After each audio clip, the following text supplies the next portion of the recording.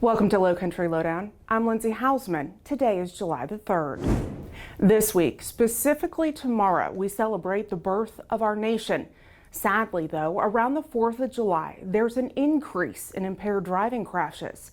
According to the National Highway Traffic Safety Administration, between 2018 and 2022, there were more than 2,000 people killed in crashes over the 4th of July holiday period. 39% of the drivers killed were drunk. So when celebrating, please do so responsibly. If you plan to drink, make a plan ahead of time for a sober ride.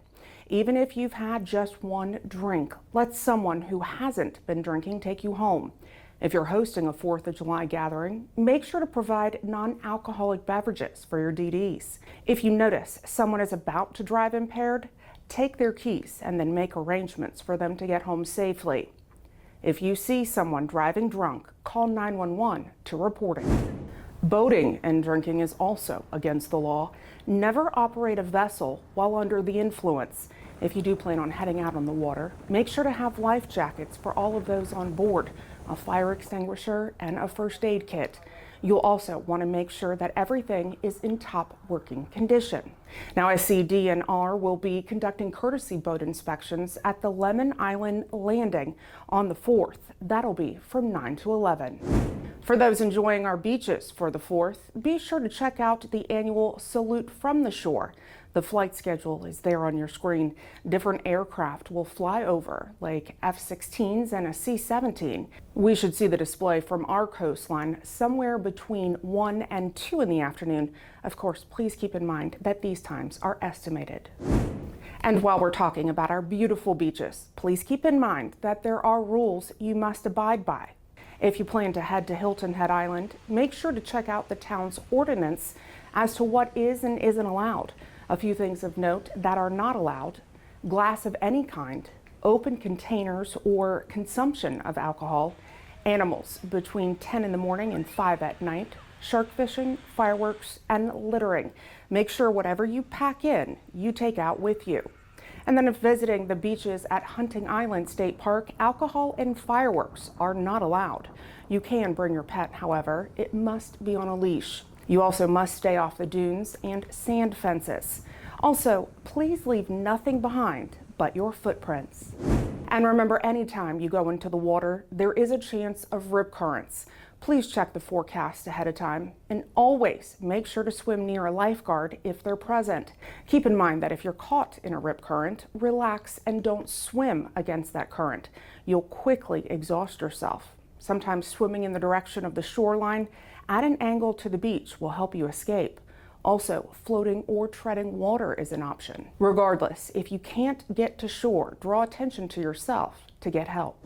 Friendly reminder, it's illegal to shoot off fireworks in Beaufort County unless permitted. This goes for the municipalities too, so leave it up to the professionals this 4th of July. Here are displays to consider checking out. On Hilton Head Island, Shelter Cove Harbor and Marina will host its annual display. Fireworks will start when the sky is dark. Free shuttle service is offered from 5:30 to 10:30. It runs from Hargray on William Hilton Parkway to Shelter Cove. If you plan on attending, you're encouraged to use this free service. Also on Hilton Head, Harbor Town will host a celebration and display. There's a day full of activities with live music starting at 8 and then the fireworks around 9.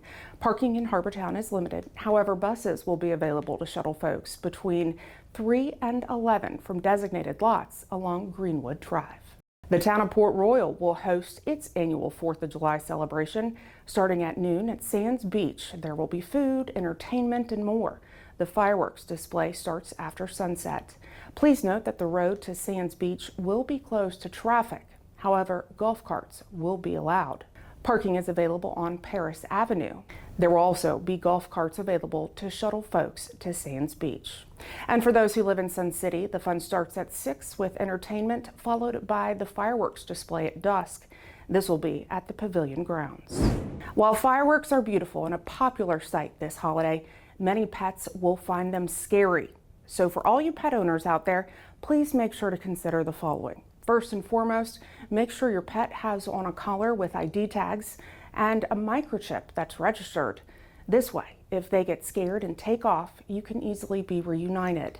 Bring your pets inside if possible. When it comes to going for a walk, do it during daylight hours to avoid the times when fireworks are likely to be set off. Make sure to have a safe place for them to be and that they're not left alone. You can turn on music or the TV to help mask the sounds and close curtains to black out the flashes of light from outside. And earlier in the day, several 5K events will be held, so please plan ahead and use extra caution when driving in the area. On Hilton Head Island, 2 events will take place, one at the beach at Coligny and then the other at Jarvis Creek Park. In Beaufort, the 5K will go through historic downtown and then across the Woods Memorial Bridge. These events all start at 8 in the morning. If you have something that you'd like to know more about or see covered here on Lowcountry Lowdown, you can send me an email at lindsay.hausman@bcgov.net. If you haven't already, I encourage you to follow us on all of our digital and social media platforms. It's a great way to stay up to date and engaged with us. Thank you for watching this week's episode. We'll see you next week. Have a safe and happy 4th of July.